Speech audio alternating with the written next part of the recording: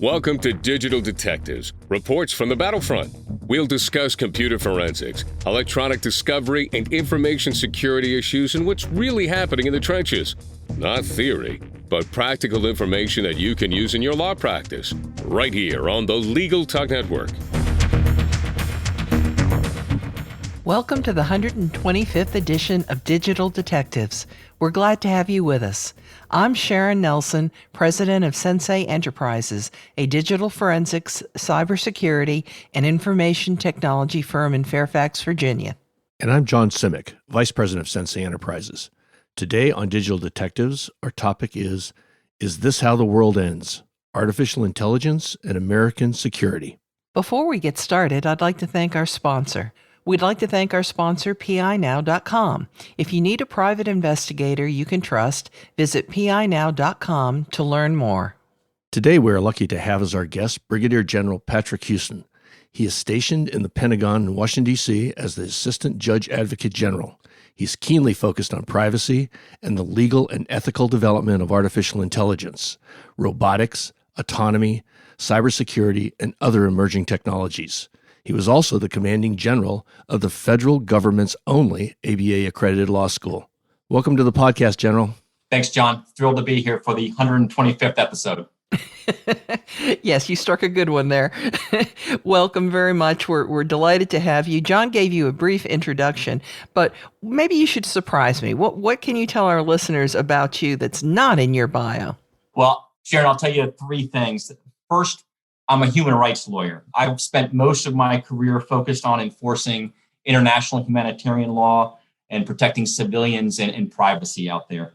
The second thing is that I'm a near pacifist. I'm not a true pacifist in the absolute sense of the word, but I'm about as close as you can get. I firmly believe in using military force only as a last resort. And I'll tell you that my view on this has been shaped by my experiences as both a soldier and a lawyer. Most soldiers who have seen combat are eager to avoid it.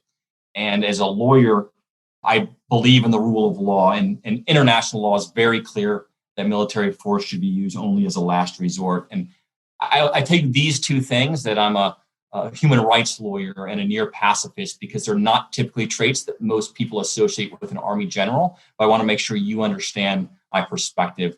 The third thing I'll add in here is really just a standard disclaimer that I'm going to share my personal views today, and they won't necessarily reflect the official Army or Pentagon policy, but you will get my candid feedback. I'm sure of that. Well, I'm just curious, is it a good thing for advancement in the Army to be a near pacifist? I don't know. Ask me tomorrow. Or on the next time you're a guest on the podcast, right? Yeah, we'll see. Well, General, I'm sure a lot of our listeners are very curious about what your role is at the Pentagon. So could you expand a little bit about what you do and how the law and technology fit into your job? Sure. As you said, I'm an Army lawyer, and I absolutely love this stuff where you find the intersection of the law and technology. But the Pentagon itself is the world's number one AI user. And we're also America's number one employer with 3 million employees out there. We have about 1,000 formal AI programs that affect everything we do from the front lines to our back offices. And then we also have one of the world's largest and oldest legal teams with 5,000 attorneys, including several like myself who are working on these AI and technology issues out there. And I find that there are myths out there about what the Pentagon's doing in this space, Terminator and things like that. So I like to address them head on. I'm a believer that America's economic prosperity and our national security go hand in hand. And I think that the Pentagon needs to work closely with private industry and the academic community across the country in order to be successful. And this is just a good opportunity to talk about these things. Well, as you know, General, there's an awful lot of concern about autonomous artificial intelligence weapons, the Terminators, the killer robots. They seem to grab a lot of screen time. So let me just dive in by asking you, is this how the world ends? No. You may expand. No. Thank goodness, no. I don't think that's how the world is going to end. But that's exactly the sort of myth that's out there that I like to put to rest. And I want to put what the military, what the Pentagon is doing in context to talk about this. The vast majority of our military AI programs are benign, innocuous. They're really not controversial at all. We're a big bureaucracy. We use AI to streamline operations and reduce costs. And let me give you a couple of examples of that. The first is AI-powered smart maintenance programs. And let me explain this in case you're not familiar with them. My last two cars were a pickup truck and a BMW. And the maintenance on the pickup truck was simple. I changed the oil every 5,000 miles, period. The BMW is different.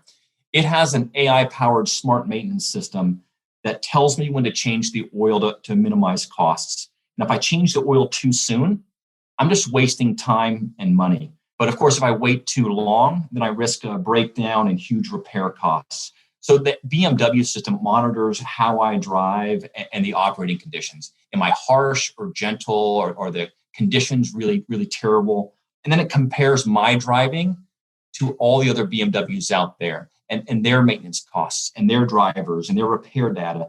And it tells me exactly when to change the oil to optimize the costs. So that's kind of a smart maintenance in a nutshell.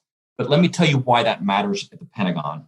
We have thousands of ships and boats, tens of thousands of planes and helicopters, and hundreds of thousands of tanks, trucks, and other ground vehicles that are out there. And by using smart maintenance, we can literally save billions in taxpayer dollars. So it should be obvious why we want to do that. Another example, and this one's from the legal field, is e-discovery. We've all seen the impact of e-discovery on our litigation practices.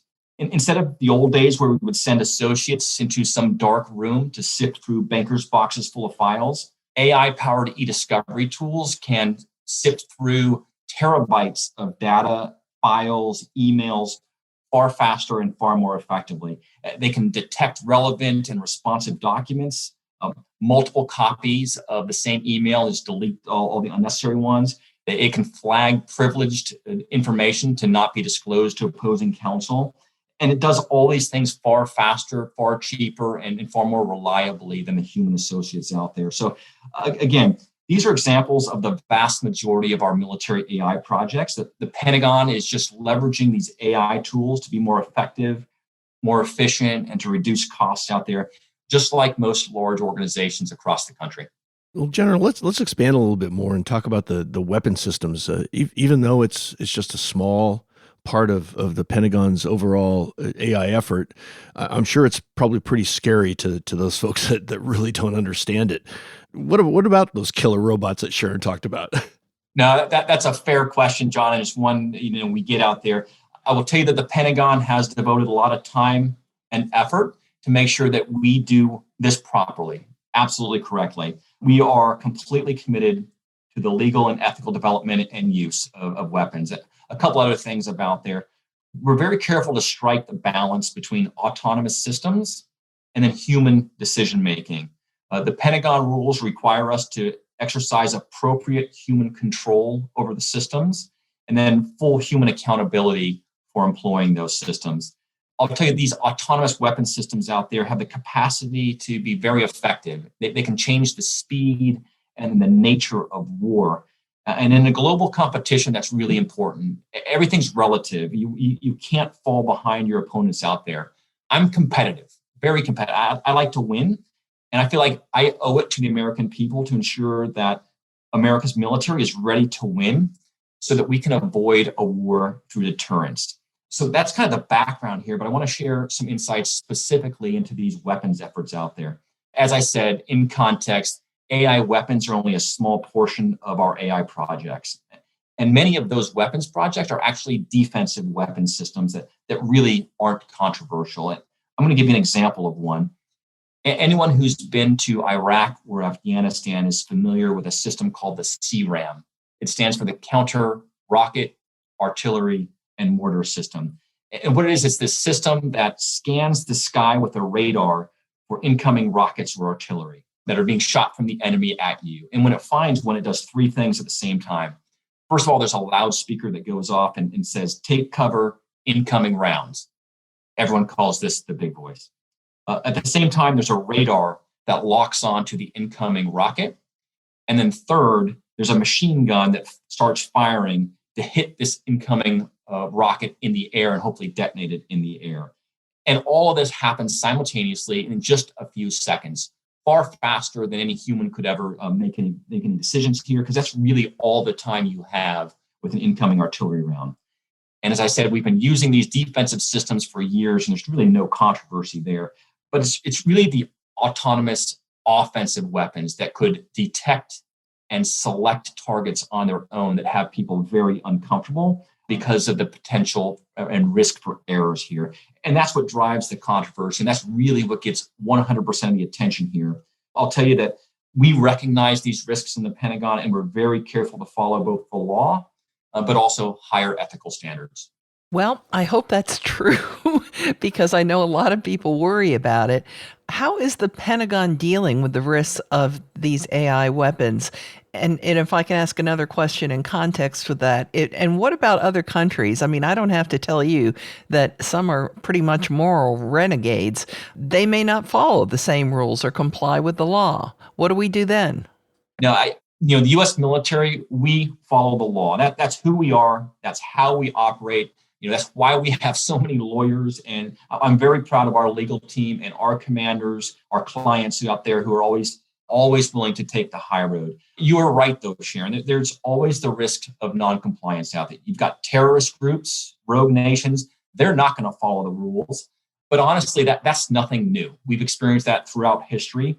And it doesn't change our obligation to follow the law, or nor does it affect our commitment to do so. What I will say is that it makes it harder for us to win when we're playing by the rules and our adversaries are not. And I really think that's what drives us to ensure that we're doing everything we can within the rules to get every advantage that we can, technological or otherwise, to maintain our strength and to defend the U.S. And that's exactly where AI comes in, because it's so powerful. And these AI tools can improve everything that we do out there. And I really feel we have an obligation to the American people to try to leverage them to maintain our strength. Well, General, you've mentioned winning several times so far. How would you define winning in this particular context? Yeah, I should have clarified that, John. And I'll say that winning means never fighting. All right. Like I said, I'm a near pacifist, but I'm also a realist. And I believe in having a strong military to deter aggression. And if we have the strength that effectively deters potential adversaries out there, then we never have to use any weapons. And that is by far the best possible type of victory. That's exactly what we're shooting for. So I start with the premise that we need to have effective weapons in order to maintain the peace. And as I said, not only do I think that autonomous weapons can improve our capabilities and make us stronger, I actually think that they can also make warfare more humane or less inhumane, because warfare is not a particularly humane endeavor. And we're looking at ways that we can leverage AI to improve battlefield awareness. And that should be able to help us reduce one of the great tragedies of war, which is civilian casualties by misidentification out there. And some have argued that we even have an ethical obligation to pursue that type of capability if technology allows it. I will say I don't want to be naive about this. I know that we can't just wander around sprinkling AI pixie dust on and everything's going to be better. There are definitely risks out there, including the risks of autonomous weapon systems that could potentially be, you lose control of them. But we have to take those risks into consideration and account for them and factor them in. But even with those risks, I believe that strength in the hands of responsible nations like the U.S. contributes to global stability and peace. And that may sound counterintuitive to some, but I will say that peace through strength and deterrence is a proven strategy. You're sort of quoting, from war games, the only winning move is not to play. You stole my line. I was going to say that. We've been married too long, John. And we all agree. Yes, we do all agree. So they got it right. Yes. I guess we're near pacifists too. Well, before we move on to our next segment, let's take a quick commercial break. Does your law firm need an investigator for a background check, civil investigation, or other type of investigation? PINow.com is a one-of-a-kind resource for locating investigators anywhere in the U.S. and worldwide. The professionals listed on PI Now understand the legal constraints of an investigation, are up to date on the latest technology, and have extensive experience in many types of investigation, including workers' compensation and surveillance. Find a pre-screened private investigator today. Visit www.pinow.com. Welcome back to Digital Detectives on the Legal Talk Network. Today, our topic is this how the world ends? Artificial Intelligence and American Security. Our guest is Brigadier General Patrick Huston, who is stationed in the Pentagon in Washington, D.C. as the Assistant Judge Advocate General. He is keenly focused on privacy and the legal and ethical development of artificial intelligence, robotics, autonomy, cybersecurity, and other emerging technologies.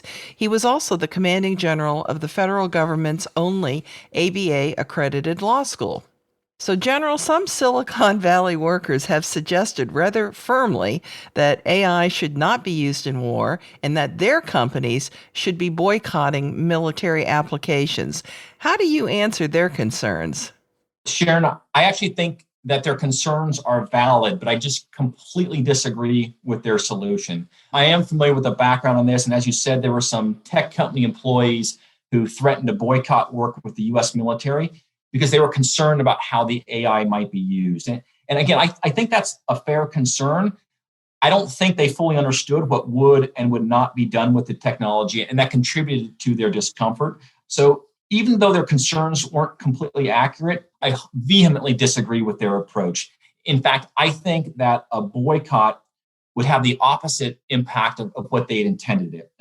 The way I see it, if the best and brightest AI developers out there who are concerned about ethics boycott AI projects with the governments, especially governments that are compliant with the law, then that's going to create a void. And that's going to be filled by developers who are less capable or less ethical. And I think that would be a true disaster. But what I will say is that they did manage to get the attention of a lot of people, get us to focus on this, and that's a good thing. I was at a conference in Washington a little over a year ago where the Secretary of Defense and the former CEO of Google both talked about this. And they emphasized how important it is for private industry and the government to work together to solve these problems. And really, those concerns led to the Pentagon's publication of AI ethics principles a year ago that really demonstrate our commitment to doing the right thing, both legally and ethically here. And I think that really helped put the issue to rest. But I think the underlying concerns are valid and we've addressed them. You know, it's funny because we must have been related in some former life, because I wrote down in my notes, if the best and brightest boycott this AI, that's problematic, which is pretty much what you ended up saying. Sharon, I think you're absolutely brilliant, and I agree. Well, that makes two of us, General. Well, General, you obviously eat, breathe, and sleep AI. So our listeners, I'm sure, be very, very interested in any tips or suggestions you have for companies or law firms that are adopting artificial intelligence. Yeah, John, I would offer 3 tips out there, kind of from the practical side. Number 1 is building multidisciplinary AI teams. These should include technical experts, such as coders and data scientists, but you want to marry them up with lawyers and AI ethicists. And this allows everyone to get together and provide their input from their perspective at all stages in the AI adoption process. And this team can also either develop, or if it already has them, to implement AI ethics principles that we talked about, like transparency, avoiding AI bias, ensuring human oversight, et cetera, in there. I would say we successfully employed this model with the Army's AI task force. And we've also seen it used by some of the technology giants out there like Google and Microsoft. Seems to be a pretty proven tool. The second tip I have is something called human-machine teaming. And this is where we combine humans and machines in a way that leverages the respective strengths of both. The third tip I have is cybersecurity. And I'll tell you, this one's often overlooked. A winning strategy, we all know, has to have a strong offense and a strong defense. And many organizations are savvy enough to leverage AI to get ahead of the competition, and that's their offense. But the corresponding defense really needs to be a strong cybersecurity plan. And that's because these expanded AI systems increase our vulnerabilities. They expose organizations to increased risks of cyber intrusion, data theft, system disruption by a host of threats that are out there. But as I said, cybersecurity is often just an afterthought to an AI adoption plan, but it really should be an integral part of any organization's AI strategy. It has seemed to me, General, like the critics of artificial intelligence often see it as a choice between humans or AI being in charge. So I really like what you talked about with human machine teaming. Can you elaborate a little more on that? Yeah, I think you hit it on the head, Sharon. With some people think it's a choice. I sense that you disagree with that. I certainly disagree with it too. I think that's a false dichotomy. I mean, we all know that humans are better than machines in some things. Judgment, empathy, and leadership. Maybe they'll catch up someday, but they certainly have not at this point. But there are other places where the machines can outperform us humans.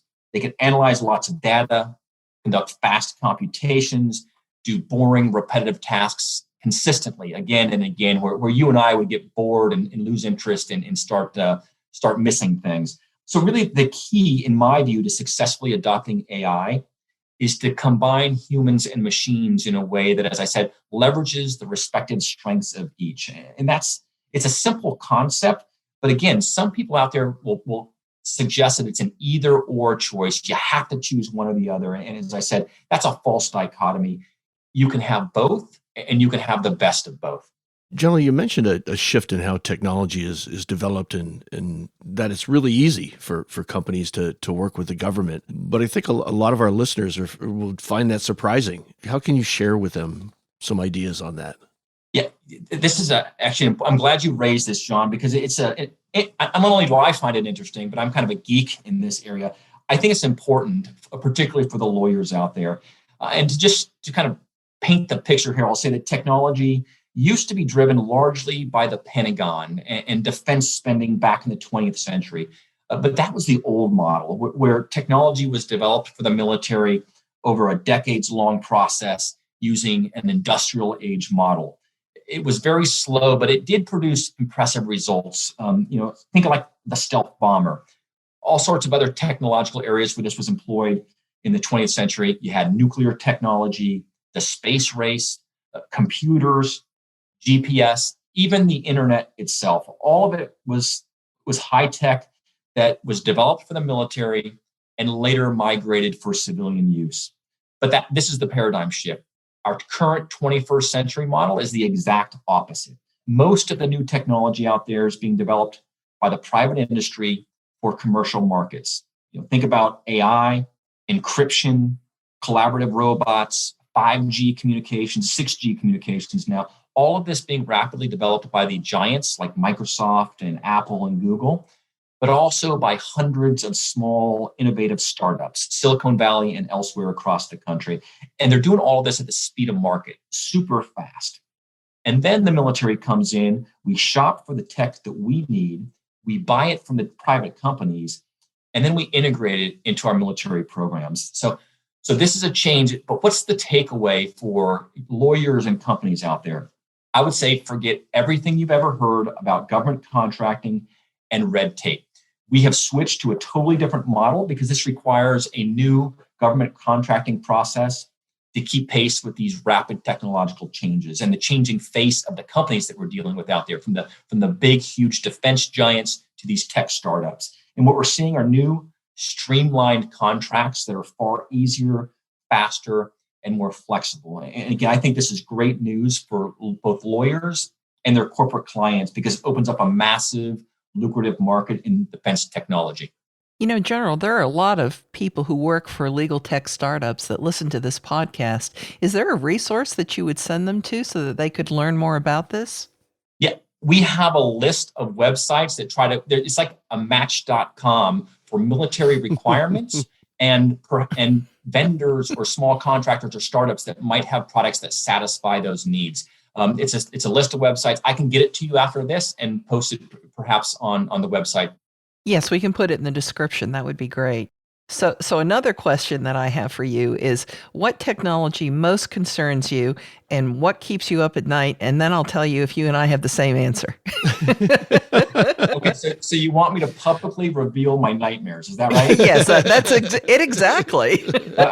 I will tell you that my top concern is deep fake videos that are out there. These are the videos that are either created from scratch or altered to look real. This technology started as Hollywood special effects, but in my view, it now threatens to disrupt both our judicial system and global stability. And as a lawyer or military officer, those threats concern me greatly. This AI technology is drifted outside the entertainment industry, and it's now readily available to anyone out there. A teenager in a garage, cyber criminals across the world. Let me give you an example of something we saw not too long ago. There was a British executive of an energy company. He received a call from his CEO in Germany, whose voice he recognized. And the CEO told him they were having a problem with their main distributor, and they needed to immediately wire about $250,000 or the euro equivalent of that to their supplier. And as you might have guessed, it wasn't really the German CEO on the phone. It was a cyber criminal that was using deep fake voice impersonation software. And that money actually went right into the pockets of the cyber criminals out there. And that's just with a voice deepfake. So here's my prediction for our audience out there. Coming soon to a courtroom near you, deepfake evidence.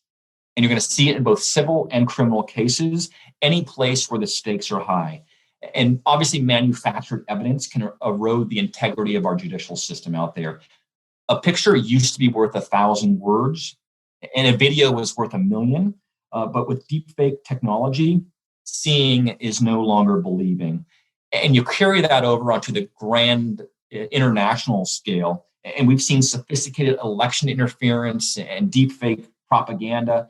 And so the key takeaway from my perspective is that deepfakes pose a significant threat to national security and global stability. And I really don't mean to be hyperbolic about this, but I'm concerned that they could undermine confidence in governments around the globe and truly disrupt world order. I do think that's really interesting because I too worry a lot about deepfakes, even though 96% of them are sexual in nature, but that doesn't mean it's going to stay that way. And unfortunately, the 4% that are around have done a great deal of damage already. And I agree about the judicial system and democracy. And you won't be surprised that John and I lecture about that British CEO and the cheerleader mom, more recently that one. Mm-hmm. But I think what I worried the most about is the awesome power and sometimes awful power of artificial intelligence, the kind of thing that Elon Musk would worry about. I worry about a lunatic having access to that kind of power and effectively a button to push. I think that's a fair concern. We've looked at tons of different scenarios, and we try to create solutions that can cut off those irresponsible uses out there. But there's no guarantee with AI or any other technology out there. But I think that's a fair concern too. Well, General, I'm going to tee you up for one final one here, and give us your final thoughts for the audience. Well, I will tell you, I love what I do, John. This has been a lot of fun being on your show here today. But I love what I do every day, and I would like to offer to the lawyers or law students out there in the audience that practicing law in this area is a lot of fun. We have one of the oldest, largest, and most diverse law firms out there. We were established in 1775, and our first client is a guy named General George Washington, which I think is pretty cool. We've grown over the past 2.5 centuries to over 5,000 lawyers, and we're always hiring great lawyers, both full and part-time positions. So I'll tell anyone out there in the audience, if you're interested, just Google Army lawyer, or go to your website and look me up, and I'll be happy to steer them in the right direction. But I really appreciate you having me on the show. It's been a blast. Well, it's been a blast for us, too. We want to thank you for being our guest today. We knew when we had heard you at ABA Tech Show, and then I had the honor of having you as a podcast guest at one of the On the Road podcasts, and that was just a marvelous experience. And this has been a lot of fun, so I think it was serendipity that our paths crossed. Thank you for being with us so much, General. My pleasure. Thank you for having me. That does it for this edition of Digital Detectives. And remember, you can subscribe to all the editions of this podcast at LegalTalkNetwork.com or on Apple Podcasts. And if you enjoyed our podcast, please rate us on Apple Podcasts. And you can find out more about Sensei's digital forensics, technology, and cybersecurity services at SENSEIENT.com. We'll see you next time on Digital Detectives. Thanks for listening to Digital Detectives on the Legal Talk Network. Check out some of our other podcasts on LegalTalkNetwork.com and in iTunes.